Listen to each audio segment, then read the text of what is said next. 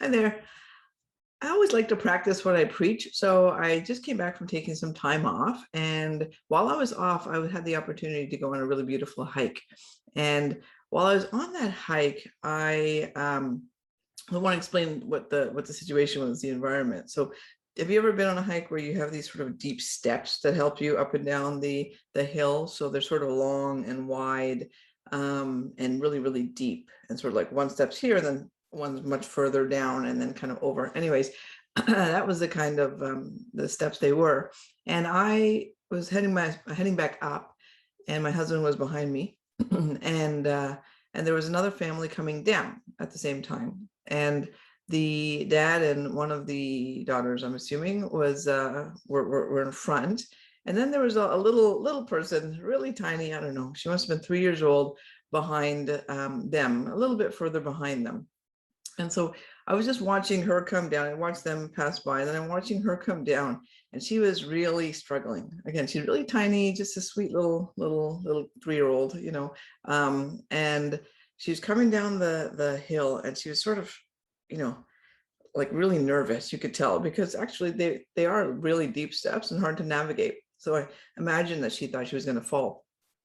But as I'm coming up and I'm seeing them come down, all of a sudden, when Dad was a bit further down, I heard him turn around and say, "Oh my God, hurry up!" And the little girl, I looked at her face, and she was so frustrated, and she's just like, "I'm coming," and the poor little thing. And so as she started passing me, I just decided to tell her, and I just said, "Hey, good job." And I kept moving. I kept moving up the hill. So when we got to the top, my husband said, "Hey, did you hear what she said?" And I'm like, "What do you mean? No, I didn't hear anything." And he's like, "You said good job to her, right?" I'm like, "Yeah." And then he said, she sat there, just stood for a second, and paused and said, "Good job, good job, good job." And she internalized my voice. And I mean, first of all, that would just like made me so happy that day that Larry was able to hear that and tell me that. But more importantly, it really sort of proved, right, in action, just how important the impact of an adult, any adult apparently, in a child's life is.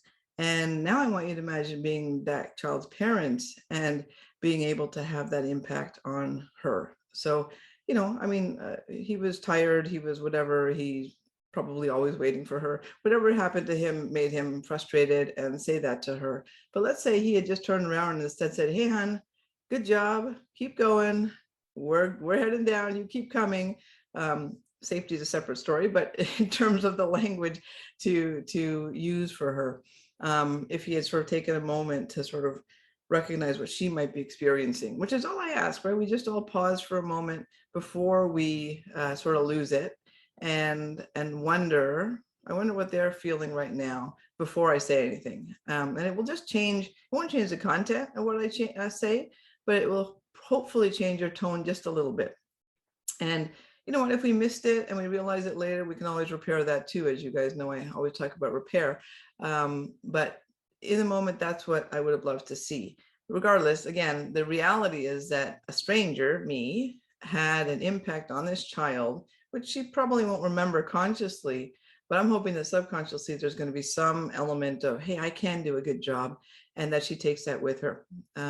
So two pieces here. One is, as a parent, be conscious, again, be kind to yourself, compassionate to yourself, that circumstances make things difficult for us. And where we can, let's try to make those changes in our tones and our delivery. And second is, look, just as a stranger to a child, like all children will take in good words from the adults around them. So where we can, let's really impact children in beautiful ways. Thanks so much.